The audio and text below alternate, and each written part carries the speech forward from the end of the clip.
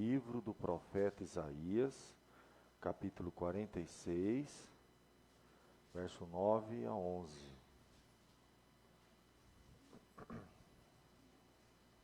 Diz assim a palavra de Deus: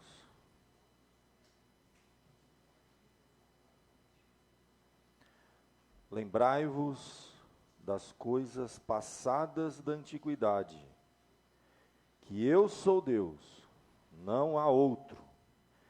Eu sou Deus e não há outro semelhante a mim, que desde o princípio anuncio o que há de acontecer, desde a antiguidade, as coisas que ainda não sucederam, que digo, o meu conselho permanecerá de pé, e farei toda a minha vontade, que chamo a ave de rapina desde o Oriente, e de uma terra longínqua, o homem do meu conselho.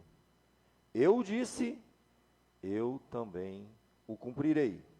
Tomei este propósito, também o executarei. Até aqui, meus queridos. Vamos deixar a nossa Bíblia aberta. Em Isaías 46, nós vamos orar, pedir a bênção e a direção de Deus para a mensagem dessa noite. Oremos. Senhor, nós te louvamos pela tua palavra, que tem coisas preciosas para nos falar. Pedimos a tua bênção, Deus, a tua direção, que o teu Espírito fale ao nosso coração essa noite, traga o recado, a mensagem, aquilo que tu tens, ó Deus, para cada um de nós. Ajuda-nos, ó Pai, compreender a tua palavra, viver, experimentar, ó Deus, no dia a dia, provar a sua palavra, ó Deus, a tua bendita palavra, na nossa vida, nos nossos contextos, ó Pai, no dia a dia, nas lutas, nos embates, nas provações, nas bênçãos, nas alegrias e nas tristezas. Queremos que a tua palavra seja parte da nossa vida, Senhor. Abençoa-nos na exposição dessa noite. É que eu te peço e te agradeço, em nome de Jesus. Amém. Meus irmãos, eu me lembro de um dos versículos que mais marcaram a minha vida quando a gente falava sobre a soberania de Deus. Quando a gente começa a estudar a Bíblia, começa a ver que a palavra de Deus traz revelações extraordinárias, aponta para acontecimentos extraordinários.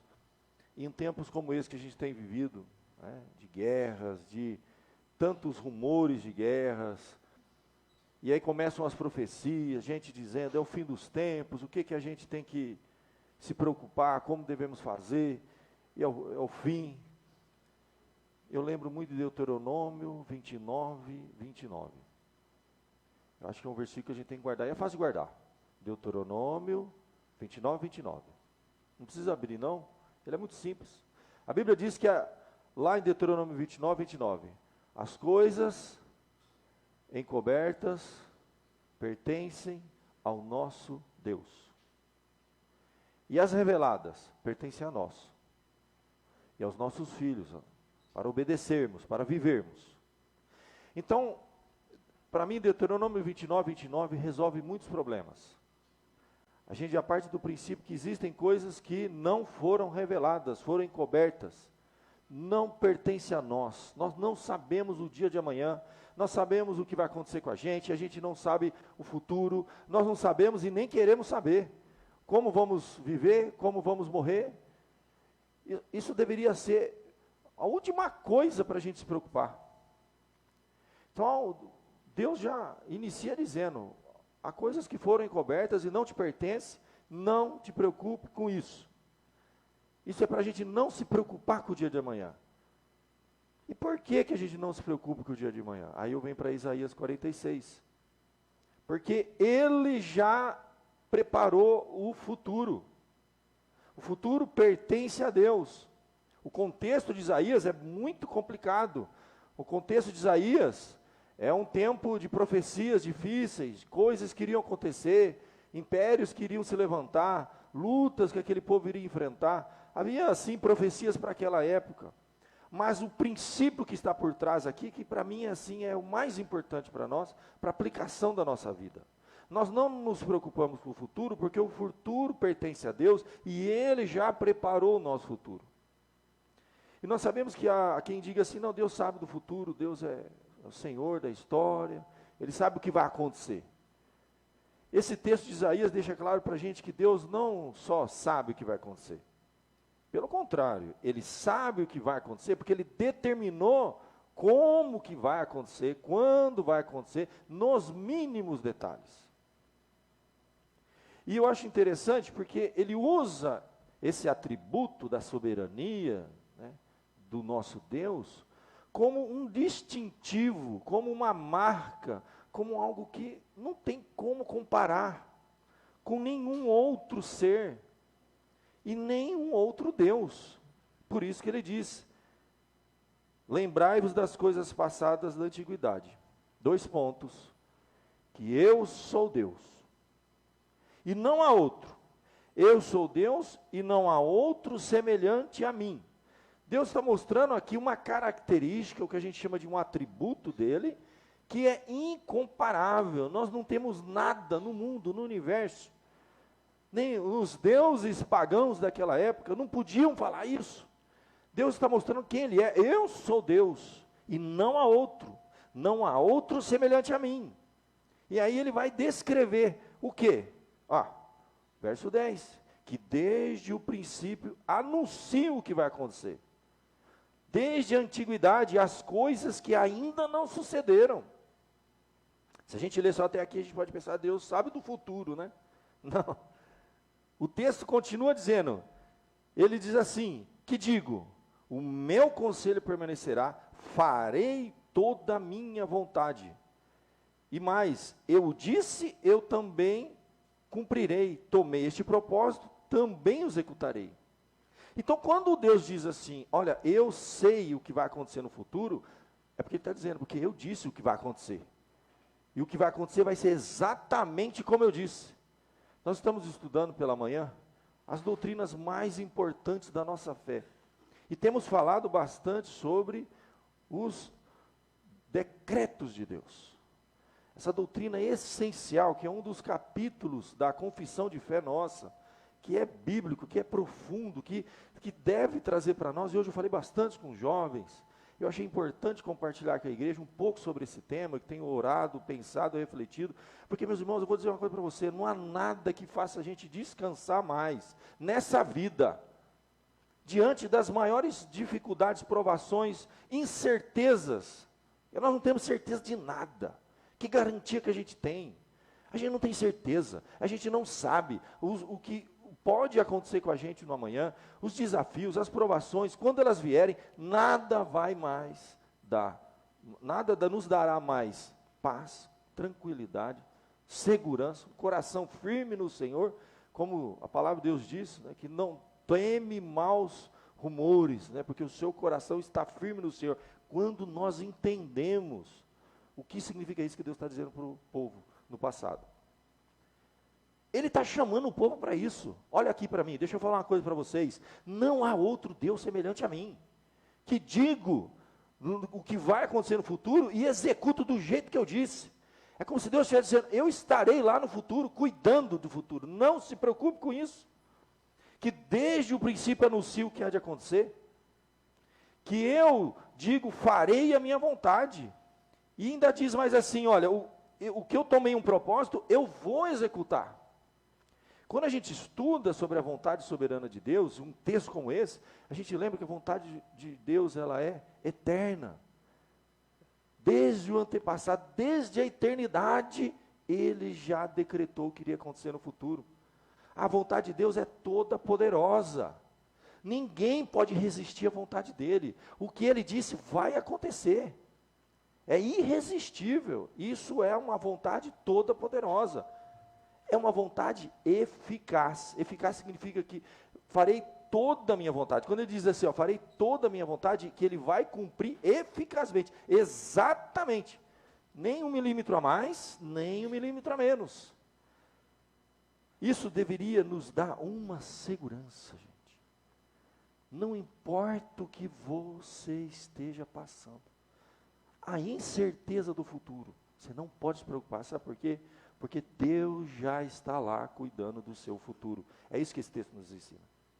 Não há nada que traga mais paz para o nosso coração do que saber que o futuro pertence a Deus, porque Ele cuida, Ele está lá. A gente tem que lembrar, aí uma ilustração que eu tentei passar para os nossos jovens hoje de manhã, nós estamos presos no espaço e no tempo. Nós estamos dentro dessa caixinha. Nós estamos presos a esse sistema, espaço e tempo. Mas Deus, Ele é eterno. Ele não está preso ao espaço e tempo. É difícil a gente se colocar no lugar de Deus. Não vou conseguir fazer isso. Mas vamos imaginar que você esteja, vamos dizer assim, passando ali perto daquele pontilhão que passa o trem, e o trem está passando, aí desce lá, cancela, você fica parado. E dá uma raiva, né, gente, quando começa aquele negócio. Você vai o primeiro vagão, pum, você olha para trás, tem já 8 carros atrás de você. Espera, gente, que vai longe o negócio. Dentro da cidade tem que andar numa velocidade reduzida, e você começa a contar os vagões. Pelo amor de Deus, um dia eu fui contar, eu falei, para, desisti. Vamos ficar uma hora aqui esperando esses trem passar, que passa um vagão, depois 2, depois 3, depois 4, depois 5, depois 10, depois 20. Pelo amor de Deus, não tem mais fim esse negócio. Você olha no horizonte, desaparece. A gente está preso ao espaço-tempo. A gente vê os acontecimentos da nossa vida, passado, presente, e não vê o futuro, mas a gente vê por parte. É ansioso, é angustiante muitas vezes contemplar a vida dessa forma. Saber que existe um passado, um presente e um futuro, mas você está aqui. Você não está no passado, você não está no futuro. Como viver em paz, sabendo que existe um monte de coisa que você não tem controle nenhum. A gente pensa que tem algum controle da nossa vida, você não tem controle nenhum, você não sabe o que vai acontecer, você não sabe o que vem no vagão seguinte. Mas imagine agora, se você tiver o privilégio de, a hora que o fechar, cancela, o trem começar a passar, você está num helicóptero, você passa por cima. Só que quando você sobrevoa, você vê todos os vagões, do início ao fim. Não tem surpresa para você, você vê o todo.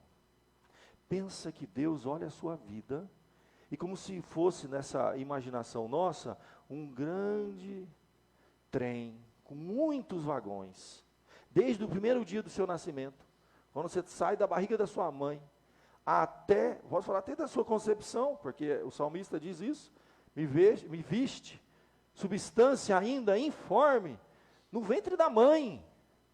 Deus estava lá no momento da concepção, onde você foi gerado no ventre da sua mãe. Deus está lá no passado, porque para Ele não existe passado, Ele é eterno. Deus está na hora do seu nascimento. Deus está na sua infância. Deus está, não é estava. Pensa isso, estou falando na perspectiva de Deus. Você olha para o passado, Deus não olha para o passado. Deus está no passado, Ele é eterno, Ele está fora desse espaço-tempo. A gente tem que pensar dessa forma. Deus está agora, no presente com a gente. E Deus está agora no nosso futuro. Nesse momento, Deus está lá. Deus está até o último suspiro seu aqui na terra. No momento que você está fechando os olhos agora, no futuro, Deus está lá com você, recebendo você. Deus é eterno, gente. Deus não está preso no espaço-tempo. Ele é Senhor da história da sua vida. Não há um aspecto da sua vida que esteja fora do controle de Deus. Isso é soberania. E Ele já decretou o seu futuro. Está nas mãos de Deus. Não existe doutrina mais maravilhosa do que essa, gente. Pensar que Deus já está lá comigo. No dia que eu fechar os olhos para esse mundo, Deus está lá. Parece meio bizarro que eu vou pensar agora, mas Deus está lá. Está lá no cemitério Nossa Senhora. Entendeu? Seu caixãozinho está lá estendido, você está lá dentro. Sua família está ali fora chorando. Meu Deus, graças a Deus. Vai embora. Não. Deus me livre. Não sei quem vai lá. Está lá, Deus está lá. Os filhos chorando. Família despedindo. Só está o corpo. A alma já foi, já está na presença de Deus. Deus está lá com você. Você crê mesmo nisso? que Deus está com você desde a hora do seu nascimento até o último fôlego de vida, que Ele é o Senhor da sua história. Não há outro semelhante a mim, Ele disse para o povo daquela época. Que digo o que vai acontecer e vai ser exatamente como eu disse. Ele é o Senhor da nossa história. Isso é soberania.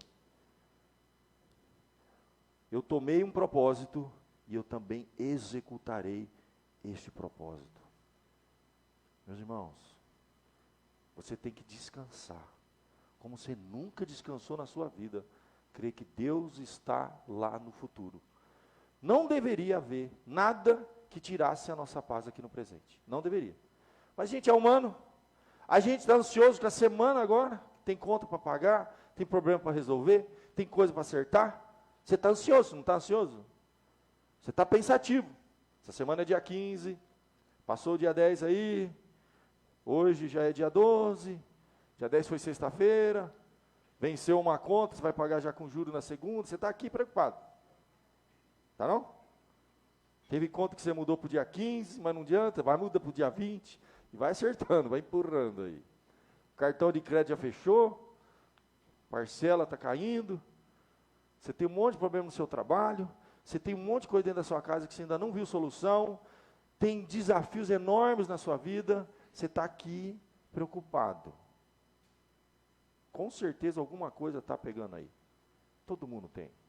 Não existe isso. Nós somos humanos. O que eu faço, pastor? Como eu vou viver se eu estou aqui preso na cancela, vendo cada vagãozinho passar, e tem um vagão próximo, e não tem fim esse negócio? E a ansiedade toma conta do coração. Como viver isso, pastor?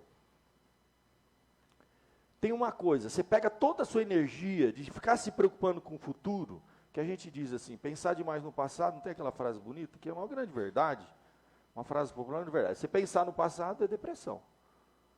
A pessoa deprimida que ela vive do passado. Naquele tempo, mas era tão bom. A pessoa vive do passado. O futuro o que é? Ansiedade. Gente, amanhã eu não sei como que vai ser, o que vai acontecer, nossa, meu Deus do céu. O cara vive no futuro.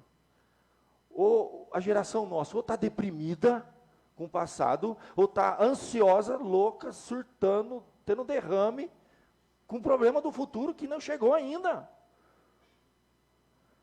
Meu irmão, quando a gente fala da vontade de Deus, a gente divide ela em 3 partes, para ficar bem facinho aqui para nós. Eu estudei com os jovens hoje, não é possível que os adultos não vão entender. Eles entenderam. 3 formas de a gente dividir.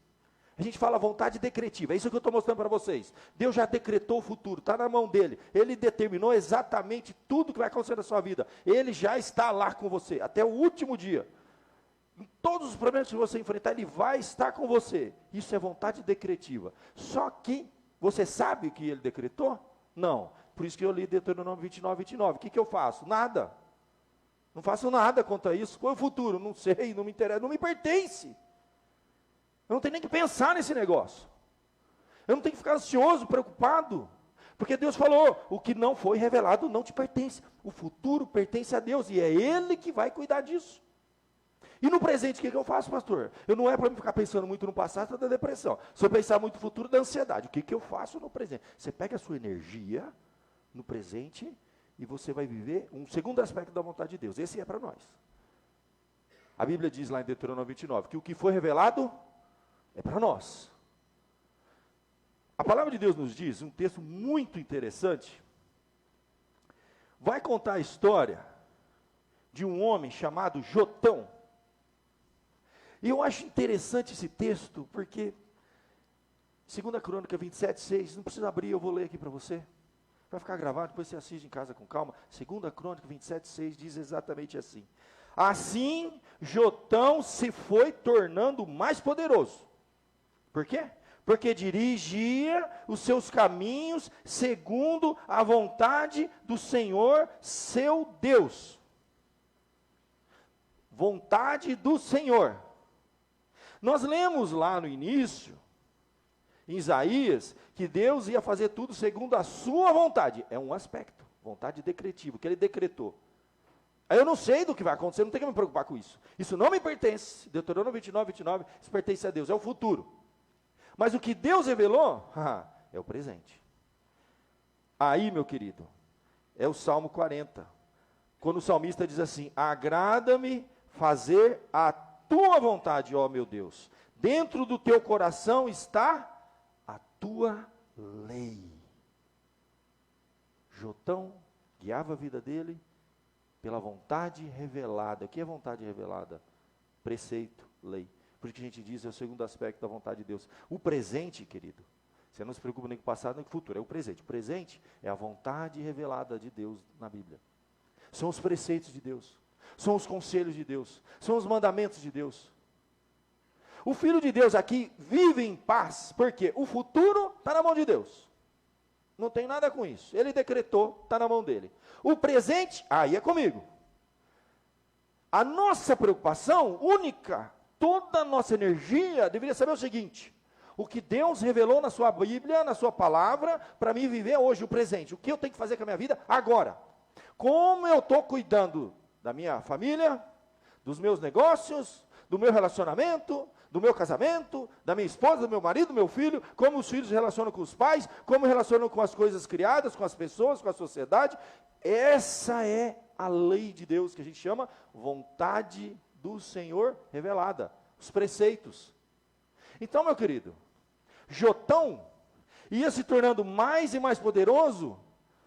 Ele não estava preocupado com a vontade decretiva do futuro, ele não estava preso com as coisas do passado, porque ele guiava a vida dele segundo a vontade do Senhor. Lei, mandamento, coisas que são reveladas, coisa que é para nós. Então, meu querido, o cristão que conhece um pouquinho a palavra de Deus, ele não está preocupado como vai acontecer as coisas na vida. Futuro, fim do mundo, isso não vai mudar nada na minha vida. Se estourar uma terceira guerra mundial agora, eu saber que dia que isso vai acontecer, vai mudar alguma coisa? Eu saber, o que dia que Jesus volta, como é que vai ser, como é que eu vou morrer, como é que vai ser o futuro, o amanhã, os problemas, não vai mudar nada. Por quê? Porque a minha preocupação é simples. Salmo 40. Me agrada fazer a tua vontade, meu Deus. Simples de tudo. Dentro do meu coração está a tua lei. A única preocupação que o crente verdadeiro, cristão, filho de Deus, tem nessa vida é agradar a Deus, segundo a lei e os mandamentos de Deus. Isso sim devia deixar a gente ansioso. A nossa preocupação devia ser essa. Pode até tirar o nosso sono, que eu vou falar assim, uma noite mal dormida, mas muito boa. Preocupado como fazer a vontade de Deus. Aí sim, porque aí é nós. É eu que tenho que fazer a vontade de Deus. Ele vai cobrar de mim. Então não tem que estar preocupado com o que ele vai fazer. Isso é ansiedade. O futuro está na mão dele. Eu não tenho nada com isso. O que eu tenho que preocupar? Presente. O que eu faço? Agrada-me fazer a tua vontade, ó meu Deus. Dentro do meu coração, eu guardo a tua lei. É o segundo aspecto da vontade de Deus. Que a gente chama, na teologia, de vontade preceptiva. Parece uma palavra difícil, grande, preceptiva. Não, preceito, lei. Só isso. São os mandamentos de Deus. O que ele revelou, Deuteronômio 29, 29. O que eu não revelei é decreto, filho, é futuro, não se preocupe com isso. Vai dormir em paz. O que eu revelei, aí sim você se preocupa. Viver esse negócio e ensinar o teu filho a viver. É isso que Deuteronômio fala. É isso que a Bíblia ensina. E quem seguiu isso, se deu bem. Jotão se tornava mais poderoso, porque dirigia os seus caminhos segundo a vontade do Senhor. E quem se preocupa muito com o futuro, vai ter só ansiedade, angústia, gastrite, dor de cabeça, e não vai resolver nada. Não vai mudar nada. E a Bíblia toda está recheada de orientações sobre isso. Você vê Jesus no Sermão do Monte? Não vos preocupeis com o que vão comer, beber, vestir. Por quê? Gente, olha os lírios do campo. Olha as aves do céu. Não falta. Se Deus cuida disso, não vai cuidar de você? É a mensagem de Jesus no Sermão do Monte, gente. Paulo ensina lá, não andeis ansiosos de coisa alguma. Tudo seja conhecido de Deus, coração, súplica, ações de graça, e a paz de Deus, que excede o entendimento, guardará o teu coração e a tua alma em Cristo Jesus. Da paz. Se eu estou ansioso, eu estou preocupado com amanhã. Basta cada dia o teu mal, a Bíblia fala.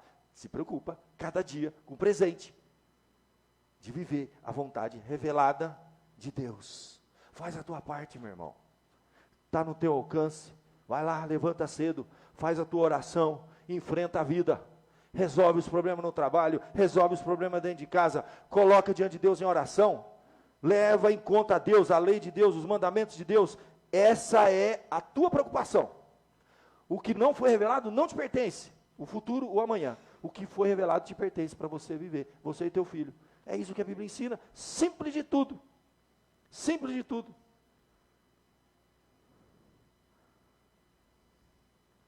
E a gente pode até orar. O Salmo 143, o salmista ele faz uma oração pedindo isso. Devia ser a nossa oração. A maior preocupação, raramente a gente ora assim, viu? Pode ver que, pensa a última vez que você orou, Senhor, ensina-me a fazer a tua vontade. Me dê força para fazer a tua vontade. Me dê sabedoria e entendimento para fazer a tua vontade. Essa vontade revelada. O Salmo 134, do verso 8 em diante, diz assim: faze-me ouvir pela manhã a tua graça, pois em ti confio. Mostra-me o caminho por onde devo andar, porque a ti eleva a minha alma. Livra-me, Senhor, dos meus inimigos, pois em ti é que eu me refugio. Ensina-me a fazer a tua vontade, pois tu és o meu Deus. O teu bom espírito guie-me por terreno plano. Que vontade é essa, gente? É decreto? São as coisas que ele decretou para o futuro? Claro que não. Quando ele fala, ensina-me a fazer a tua vontade, é a lei, é o mandamento, é o hoje, é o presente, é a sua preocupação. Faze-me ouvir de manhã a tua graça e mostra-me o caminho que eu devo andar, ensina-me a fazer a tua vontade, e que o teu espírito me guie por terreno plano. É a oração. A oração do salmista: sonda o meu coração, vê se há em mim algum caminho mau, e guia-me pelo caminho eterno. Qual é o caminho eterno? Revelado na palavra de Deus. As orações deles eram assim. A Bíblia manda a gente não andar ansioso, se preocupar com amanhã, mas a Bíblia manda a gente ficar assim, preocupado e orar, pedindo: Senhor, ensina-me a fazer a tua vontade. Amanhã, segunda-feira de manhã, eu vou entrar no meu trabalho, eu quero fazer a tua vontade lá no meu trabalho. Eu quero fazer a tua vontade dentro da minha casa, com meus filhos, com minha esposa, com meu marido, com minha família. Ensina-me a fazer a tua vontade. E lá em 1 João, capítulo 2, verso 17, diz assim, que o mundo passa, assim como a sua concupiscência. Aquele, porém, que faz a vontade de Deus, permanece eternamente. Que vontade é essa? Preceitual. São os preceitos de Deus. Vontade preceptiva. Não se preocupe com o futuro. Não se preocupe com o passado. Não viva do passado. E não viva em função de um futuro que você não conhece. Viva hoje. Basta cada dia o seu mal, como diz a Bíblia. Aí sim, você vai ter paz. E quando a gente fala sobre isso, há um outro aspecto, um último para a gente terminar. Que a Bíblia fala de uma outra coisa que na teologia a gente chama vontade de prazer. Quem está comigo há mais tempo já viu oportunidades que eu fiz estudos sobre essa vontade de prazer. Aí vem um ponto muito importante, que há situações, quando a gente fala da soberania de Deus, que você vai enfrentar na sua vida, que vai doer, vai doer, vai doer. E se você já tem o entendimento que Deus é soberano, é o Senhor da história, que Ele está no controle de todas as coisas, e que existe sim um aspecto de responsabilidade humana, que é o presente, se preocupe com a lei de Deus, e o resto Ele cuida. Mas quando acontecer um negócio que dói, soberanamente Deus conduz a sua história e você passa por aquela luta, aquela dificuldade, e aí? Como encaixar isso? O que eu faço nessa hora? A gente precisa lembrar dessa vontade de prazer, que teologicamente a gente usa essa expressão mesmo. Vontade de decreto, vontade de preceito e vontade de prazer. Se a gente tiver um entendimento desses 3 aspectos da vontade de Deus, você está pronto para enfrentar qualquer coisa dessa vida. Nada vai te decepcionar, nada vai te desanimar, você não vai ficar confuso, nada vai tirar o tapete do teu chão. Aconteça o que acontecer, você vai continuar firme, se você entender esses 3 aspectos da vontade de Deus. E esse último que eu vou te falar agora. Lamentações 3:33. Deus vai dizer bem assim, do verso 31 em diante: o Senhor não rejeitará para sempre, pois ainda que entristeça alguém, usará de compaixão segundo a grandeza das suas misericórdias, porque Ele não aflige, nem entristece de bom grado os filhos dos homens. Pensa nisso aqui, ó. Deus não aflige, nem entristece de bom grado os filhos dos homens. Vamos pensar aqui. Então, quando você estiver passando por algo, enfrentando a tristeza, a dor, o sofrimento, você vai começar a querer ficar confuso, o inimigo vai mandar dardo inflamado na sua cabeça, e você vai começar a questionar a Deus, e por que eu estou passando por isso, e papapá, e começa aquela confusão que todo mundo passa, na hora da aflição. Na hora da aflição. Aí você vai lembrar dessa vontade de prazer. Deus está dizendo o seguinte: ainda que eu entristeça você, saiba de uma coisa, eu não faço isso de bom grado, eu não me agrado disso. Deus não tem prazer. Você está entendendo o que Deus está dizendo? Já está antecipando. Fala assim, ó, ainda que, uma coisa hipotética, eu entristeça você com alguma coisa, eu não faço isso de bom grado. Deus não tem prazer em te ver sofrer. Mas, aí que é o ponto, Ele faz. Você entendeu? Ele faz. Você que é um ser humano limitado, pecador, mortal, você só faz o que te dá prazer? A sua vida é pautada por aquilo que te dá prazer de fazer? Meus irmãos, quantas coisas a gente faz na nossa vida? Eu acho que a maioria, a gente não faz por prazer, faz por dever. A gente tem alguma razão, algum propósito naquilo. A gente tem um senso de dever, que a gente tem que fazer aquilo, tem que fazer e fazer. Não tem essa, tem que encarar. Sabe, quando tem situações na nossa vida e fala assim, você quer fazer isso? Não, mas vou fazer. Você vive isso, não vive esse conflito? Eu vivo, você vive, faz parte. A gente encontra uma razão, força para fazer um negócio, e a gente diz assim, ó, eu não tenho prazer nenhum nisso, mas vou fazer, porque tem que fazer. A gente acha uma razão para fazer. A maioria das coisas que a gente faz, a gente não tem prazer. Só que a gente, quando pensa em Deus, e fala da vontade e soberania de Deus, a gente pensa, Deus é bom, Deus é amor, então tudo que Ele decretar na minha vida vai ser fofo.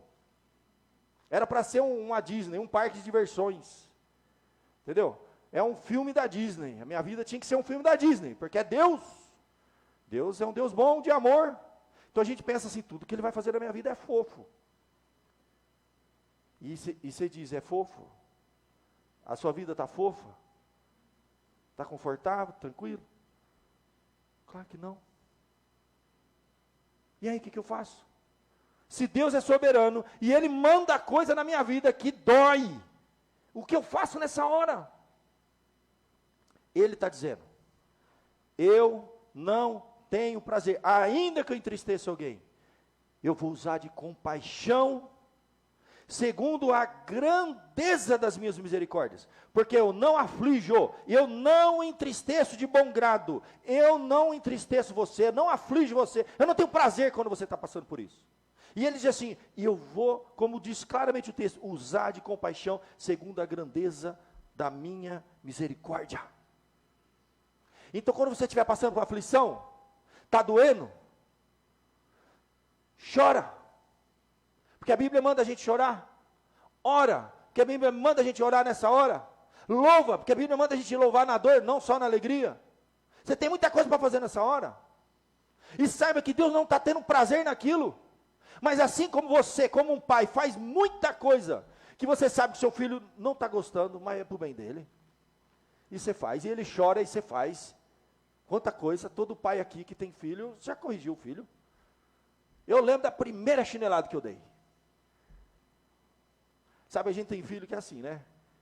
Que quando você bate, ele encolhe, ele chora. E tem filho que levanta com o nariz assim, ó. Aí você vai ter que dar mais forte depois. Não é assim? Com Deus é a mesma coisa, gente. Deus dá uma chinelada na gente às vezes. Mas bem dada, assim, daquele fica vermelhão. Que a gente fica ardendo uns 3 dias assim, ó. E ele está dizendo para a gente, eu não tenho prazer nisso. Assim como o pai não tem prazer. Mas faz porque ama o filho, sabe que é para o bem do filho.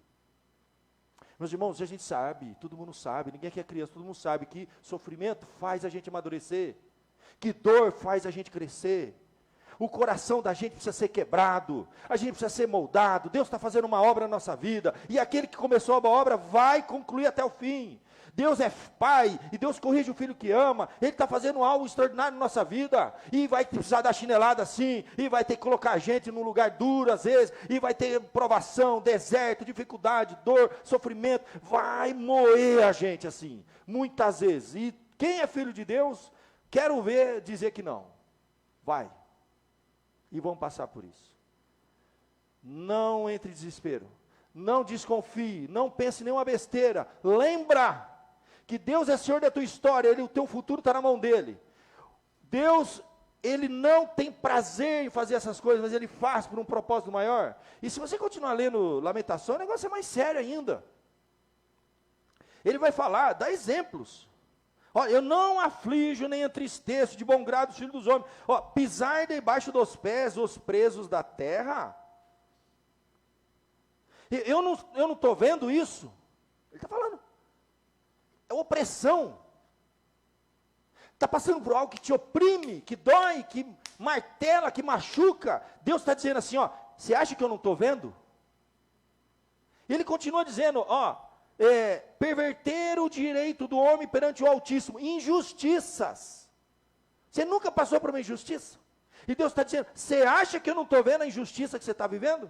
Você acha que eu não estou vendo a dor que você está enfrentando? A provação que você está passando? Você acha que eu não estou vendo? E tem uma lista de coisas, ele termina dizendo assim, quem é aquele que diz, e assim acontece, quando o Senhor o não mande? Percebe? Soberania total. Quando Deus aflige e entristece o homem, situações de dor, de sofrimento, de injustiça, de qualquer coisa que você passe na sua vida, Deus está dizendo o seguinte, meu irmão, segura firme aí. Não estou sendo pego de surpresa, não. Eu estou deixando isso acontecer na tua vida por um propósito maior. Confia em mim. É aí que você tem que ler a palavra que diz, entrega teu caminho ao Senhor, confia nele, e o mais ele fará. Deus é soberano e está com a tua vida na mão dele. E ele vai conduzir a tua história. E todas as dificuldades que você passa têm um propósito. Deus está trabalhando, está moldando. E ele fala, eu não tenho prazer, mas vai doer, hein? Aguenta firme aí que eu estou com você. E essa é a vida. Dói. E Ele está ali junto com a gente, moldando, trabalhando, como um pai que ama o filho, que cuida, que quer que a gente cresça, quer que a gente caminhe, quer que a gente esteja perto dEle. Se você tiver esses 3 aspectos da vontade de Deus, muito claro na sua mente, eu duvido, que um dia você entra no meu gabinete e fala, pastor, estou decepcionado com Deus. Ó que Deus permitiu acontecer na minha vida. Se você tiver esses 3 aspectos, fala assim, nenhuma novidade. Combinado não é caro, meu irmão. Está lá na Bíblia, vontade decretiva, vontade preceptiva e vontade de prazer. Deus já disse na Bíblia, no mundo tereis aflições, você vai enfrentar a luta. Você vai passar por dor, por aflição, e Deus não tem prazer nisso, mas Ele vai estar lá com você. Ele já te criou todo o teu futuro, não se preocupa com isso, viva o presente, os preceitos de Deus, a tua vontade revelada. Pronto, acabou. Nós estamos preparados para enfrentar a vida, não tem nada que nos desvie de Deus. Não tem nenhum acontecimento. Então eu creio sim, assim como Deus pode te dar saúde, prosperidade, dá, amém, graças a Deus por isso, vamos pedir e trabalhar por isso. Ninguém é louco, ninguém é masoquista, ninguém vai pedir sofrimento, pelo contrário, quando o espinho vem a gente ora, Senhor, tira. Oh, Paulo, apóstolo Paulo, gente, foi arrebatado até o terceiro céu, recebeu revelações, o homem que mais escreveu o texto do Novo Testamento, homem de Deus, apóstolo São Paulo, o espinho entrou na carne e ele orou, tira que está doendo, a gente é humano, e a Bíblia diz que ele orou fervorosamente, várias vezes, e Deus tirou o espinho. Tem espinho que Deus tira, tem uma oração que você faz, Deus vai lá e tira, como falar, com a mão, beleza, mas tem hora que Deus vai falar, o que ele falou? A minha graça te basta. Está aí, dor, aflição, que Deus não tem prazer, mas tem propósito. Deus não tem prazer, mas tem propósito. E Jesus ainda diz para Paulo, o meu poder se aperfeiçoa na fraqueza. Ou seja, ele está dizendo o seguinte, eu não tenho prazer na dor, mas tenho propósito. E eu vou deixar essa dor com você. Você vai viver com esse espinho até o último dia da tua vida. Para o teu bem. Para manter você de joelho. E Paulo tinha consciência disso. Porque ele diz no início, depois de ele compreender tudo, ele só vai escrever isso aí depois que ele entendeu, né? Ele vai contar, olha, eu recebi um espinho, doeu, gente, orei, mas para que eu não me ensoberbecesse. Deus botou aquele espinho no lugar certo, na hora certa, na minha vida, para o meu bem. Ele entendeu isso depois. Os grandes homens e mulheres da Bíblia entenderam isso, por isso que eles venceram na dor, na aflição, na provação no deserto. O que José do Egito vai dizer no fim da vida dele? Ele não entendeu quando tinha 17 anos, foi vendido pelos irmãos, ele não entendeu nada. 17 anos foi vendido pelos irmãos e iam matar ele. Depois ele vai na casa de Potifar, ele fez a vontade de Deus e foi para a cadeia, para aquela mulher lá, safada, que queria ficar com ele, casada. Foi para a cadeia, e sofreu, no fim da vida,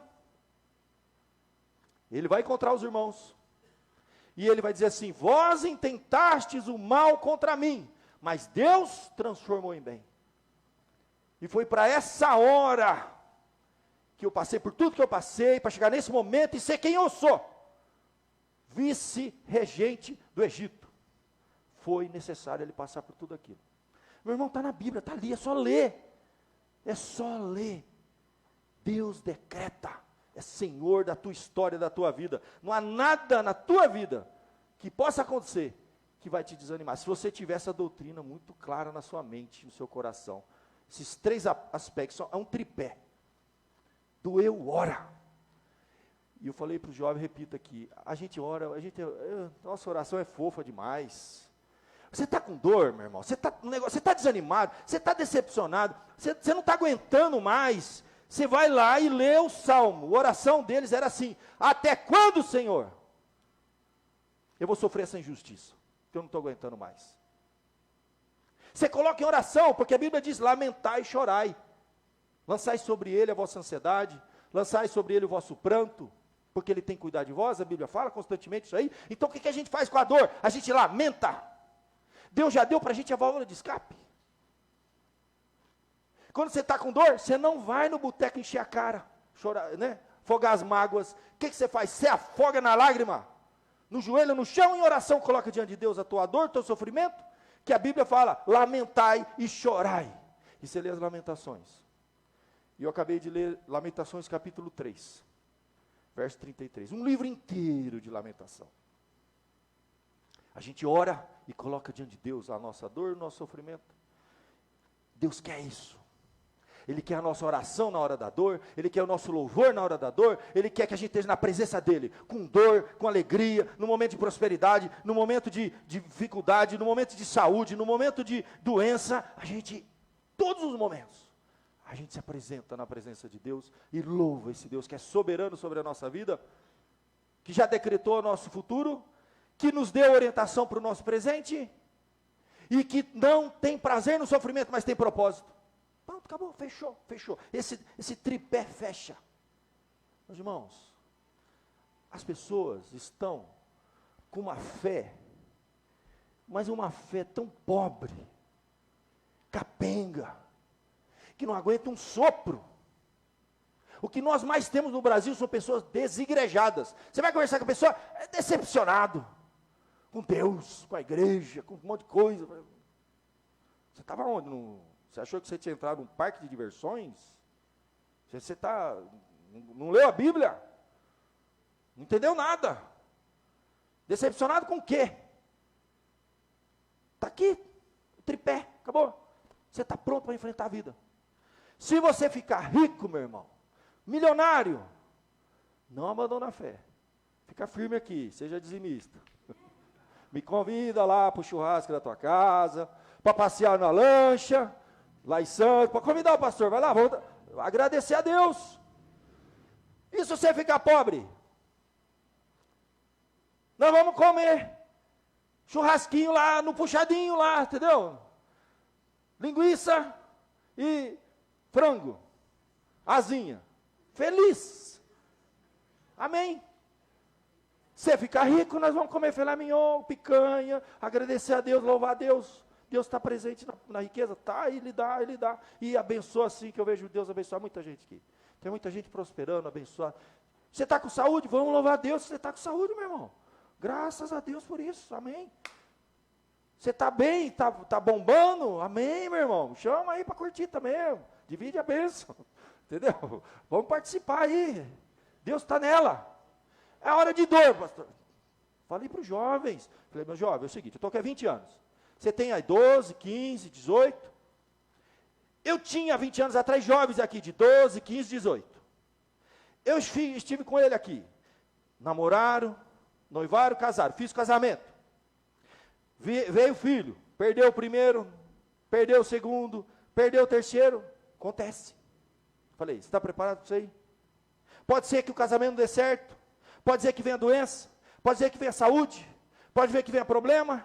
Nós vamos junto caminhar. Entendeu? Daqui a pouco você está casado, com filho, com um monte de problema, e você tem que continuar firme em Deus, porque não tem novidade. Tudo está aqui na Bíblia, você está preparado para enfrentar a vida. O que vier, meu irmão, eu estou com Deus. E eu brinquei com ele, se você ficar rico, me chama. Vamos fazer um festão, vamos fazer bênção, vamos curtir, vamos viver bênção. É momento de luta, vamos chorar junto. Nós vamos lá para a Santa Casa, oro junto lá na Santa Casa, orar, dobrar o joelho, derramar lágrima, e vamos pedir a Deus força para Deus pôr a mão, confortar, tirar aquela doença. E se Ele não tirar também, meu irmão, nós vamos ter que enfrentar, é a realidade. Teve gente que veio para a igreja, eu batizei, deu um ano depois, descobri um câncer. Um cara que veio aqui, eu fiquei com ele 1 ano, e não, Deus não deu cura. Nós fomos até o final com ele. O pessoal que está aqui há mais tempo sabe quem eu estou falando. Recebi esses dias no WhatsApp uma mensagem do filho dele. Falou assim, ó, pastor, você faz parte disso. Mandou o vídeo do batismo dele. Ele é piloto de avião, mora em São Paulo. Indiquei para ele uma igreja, é filho do pai dele, frequentou aqui com a gente. Batizamos. Caminhamos com ele, descobri uma doença. Não era para cura. Às vezes é. O fruto ficou. Ele acabou de ser batizado na igreja presbiteriana de Pinheiros, lá em São Paulo. Foi recebido, o reverendo Arival batizou ele e mandou o vídeo para mim. Falei, acabei de ser batizado, estou firme em Cristo, quero agradecer tudo que vocês fizeram, a sua igreja, você, pelo meu pai, os anos que ele teve lá. O filho entendeu.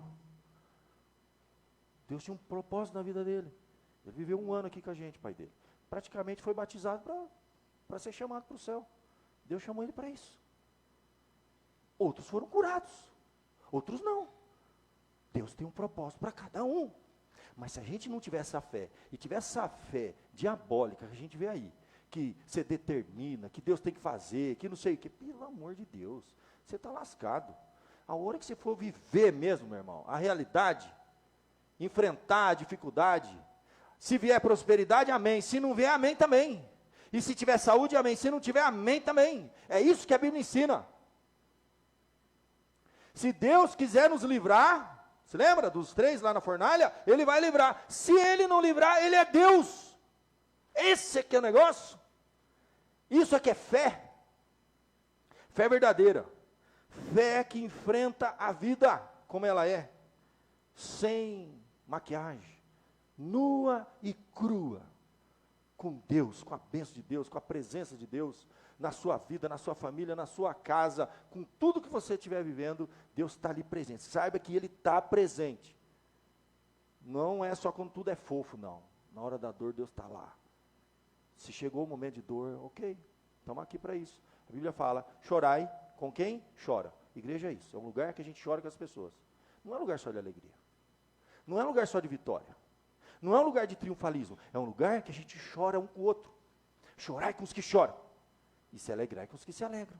É por isso que a gente vem, ora, coloca junto. Essa é a minha dor. Chegou a minha vez, meu irmão. Eu vou enfrentar. Vamos junto aqui. Pá, em oração, enfrenta a luta. Todo mundo orando. E aí, irmão, como é que está indo? O tratamento, o problema no trabalho, o desemprego, a privação que você está enfrentando, o problema no relacionamento. E vamos atravessar o deserto junto. Daqui a pouco passa. Vem um tempo de bonança, de prosperidade, de saúde, daqui a pouco passa também, é tempo de dor, de deserto, de sofrimento, daqui a pouco passa também, e a nossa vida não depende dessas coisas. A nossa vida está centrada em Cristo, um projeto maior, uma obra maravilhosa que Deus está fazendo na tua vida, e Deus te chamou para algo maravilhoso, no meio da dor, da alegria, da prosperidade e da diversidade. Isso é fé verdadeira, fé verdadeira. Para a gente vencer, fazendo a vontade de Deus. Que Deus dê a cada um de nós essa graça, esse discernimento espiritual, essa fé bíblica, vivendo a vontade de Deus. Preceptiva, decretiva e de prazer. Amém? Feche seus olhos, coloque diante de Deus a tua dor. Enquanto os presbíteros vêm à frente, a gente vai encerrar com a Santa Ceia. Vamos colocar nas mãos de Deus cada área da nossa vida, o que está doendo, o que está machucando. A hora da dor e sofrimento vem para todos, é hora de alegria e de prazer, vem para todos também. Vamos viver cada momento com fé, na dependência, na direção, debaixo da graça de Deus. Isso é maravilhoso. Vamos orar. Senhor Deus, como é maravilhoso nós vemos na Tua palavra orientações tão claras, que nos protegem, de más e falsas doutrinas, que podem de fato destruir a nossa fé, pode nos levar para caminhos tortuosos, Senhor, criando expectativas equivocadas, trazendo decepção, desânimo, Senhor. Muitos estão desfalecendo na fé, porque esperaram coisas que Tu nunca prometeu na Tua palavra, mas ajuda-nos, Senhor, a ler a Tua palavra, com a orientação do Teu Espírito. Guia-nos, ó Pai, para vivermos a Tua vontade revelada. Dê-nos força para enfrentar as lutas, os embates dessa vida. Dê-nos fé, perseverança, esperança. Que o Senhor estará conosco todos os dias, até a consumação do século. Ajuda-nos a ter esperança, ó Pai. Não importa o que estivermos passando, por mais difícil que seja, o Senhor estará conosco todos os dias. Na dor, na doença, na saúde, trazendo, Senhor, alívio, trazendo cura, trazendo livramento, e nos dando, ó Pai, força para enfrentar o espinho na carne, que às vezes são aquelas coisas que Tu não tiras, ó Pai, e a gente vai aprender a viver com elas, porque Tu tens um propósito. Não tem prazer na dor, mas tem propósito na dor. Ajuda-nos, ó Pai, fortalece a Tua igreja e a nossa fé. É o que eu te peço e te agradeço. Em nome de Jesus. Amém.